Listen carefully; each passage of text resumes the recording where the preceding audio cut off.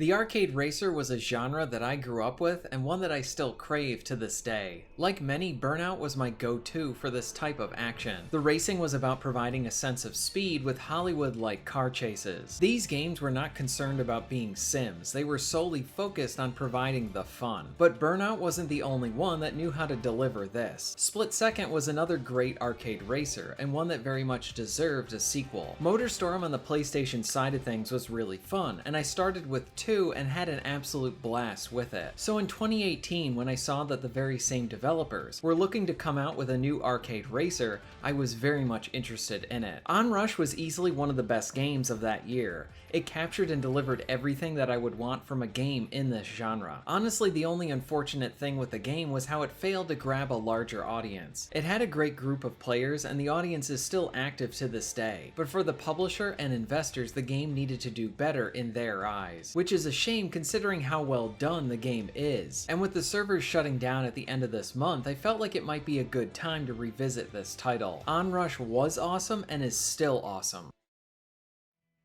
When it really comes down to it, most games really live and die by their gameplay. What's the hook and why should I play your game over somebody else's? Onrush masterfully grabs the player right out of the gate and keeps them wanting to returning to it. This is an arcade racer, so you are focused on speed, competing for your objective, and taking down the other team. Onrush tries and succeeds at turning reckless driving into an art form. No matter which vehicle you are driving, the game is fast, and you are highly encouraged to bump and smash into other cars. The gray ones provide you with speed refills. The destruction is pretty good, with hit vehicles having visible damage, and their wheels usually fly off. And if you happen to hit someone on a bike, that is probably going to be the most comical and rewarding to see. Onrush hooks the player through its minute-to-minute gameplay very well.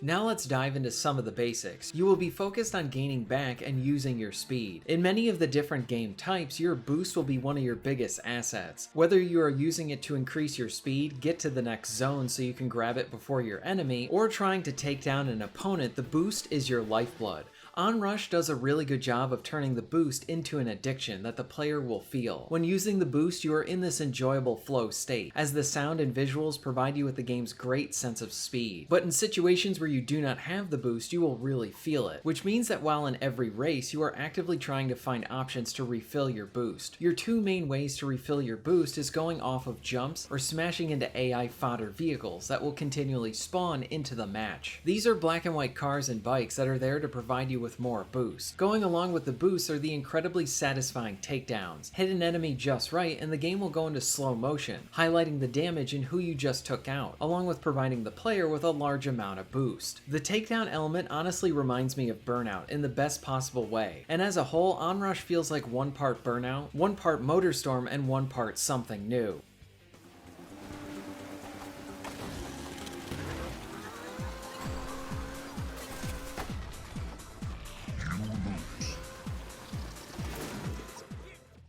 You will also earn Rush, which acts as your super. This allows the player to go very fast and easily take down anything within your path. Now let's go over the four main match types. You will have Overdrive, Countdown, Lockdown, and Switch. Overdrive is all focused on speed. Your boost is your best friend and you are always trying to earn more on the fly. But for this mode, it's the main way to increase your team's odds at winning. As you boost, you will gain points. The longer you go, the better your combo will be. So you are always hunting for the next boost or a way to earn it. This means making best use of the fodder vehicles and finding any jumps to use. Takedowns are highly encouraged here because it will give you a substantial amount of boost, along with taking an opponent out of the race for a while as they wait to respawn. This means that they cannot earn any points for their team as well. Rush can also be used to extend your combo and hit a much higher combo at that. This might be my favorite mode in the game. It's a very fun mixture of making use of finding more ways to increase your boost, staying within your boost for the combo, and taking down any opposition. Countdown is sort of like a competitive time trial. You pass through gates to increase your team's time. Miss a gate and your team's time starts to dip. Adding to the tension is how the gates will randomly widen and narrow, meaning you need to react on the fly to hit those gates. And on top of this, you will need to watch out for the enemy team that will try to take any opportunity to perform a takedown on you. Just like in Overdrive, a taken down racer cannot earn for their team. For me, this is probably tied with Overdrive for my favorite mode. I love the tug-of-war type of feel from this, as there's plenty of matches where my team was behind, but we managed to focus on the gates and take back the lead.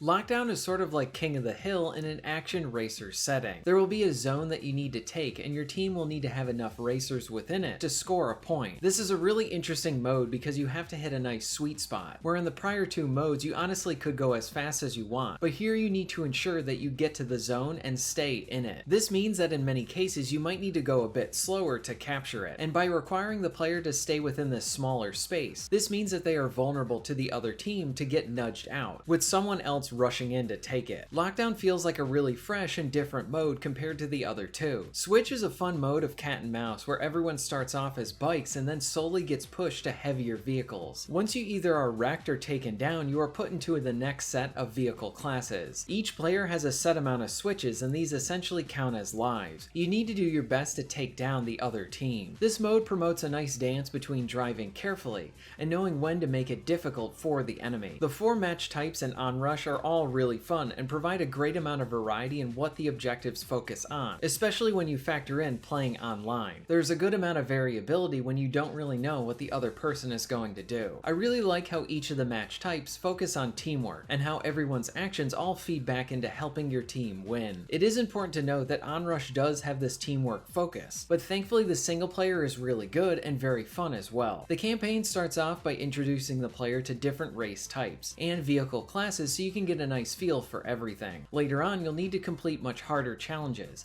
and compete in longer matches to be able to proceed. I did enjoy the campaign, but the true standout comes from the custom game mode. The developers provide enough options to keep you coming back. You can change many different aspects of the map, from the game type, map, the starting weather, what the weather can transition to, the time of day, and a lot more. A lot of these smaller options means that the same track can very much feel like something different depending on the time of day and the weather at play. When it comes to unlocks, you earn experience for almost everything you do, so even if you lose a match, you will walk away with something. And much of this is all factored into customization options. Now, something else that I need to mention is how the online servers are getting shut down at the end of this month, so I think we will only be stuck with the offline options. When this happens, I want to play around with Onrush during that time and see what it is like. There is a part of me that is hoping that I can still invite a friend into custom games for co-op matches, but I have no idea if that will work or not. My guess is probably not, but I can hope. Onrush is a very fun game and one that deserved a lot more attention than it got. When it came to the minute-to-minute racing, the developer nailed it, and that sense of speed provided a great hook. But then they went beyond that and provided a great set of fun modes to keep everything engaging. There's an energy about the presentation here, from the visuals to the specific tracks that the developers license. This is truly a special arcade racer. My hope is that one day these developers can work on something like this or like MotorStorm and bring these types of games back. This review is more or less a way for me to celebrate this title one more time before a major part of it is shut down. I have been playing it again for the last 2 months, and it is very bittersweet since it's so much fun to play, but the online will be ending very soon. I love Onrush and I highly recommend it. If you're interested in being notified of new videos, please hit the subscribe button and bell. And if you would like to support the channel and get early access to content, please check out my Patreon. All of the links will be at the end of this video and within the description. And thank you very much for watching.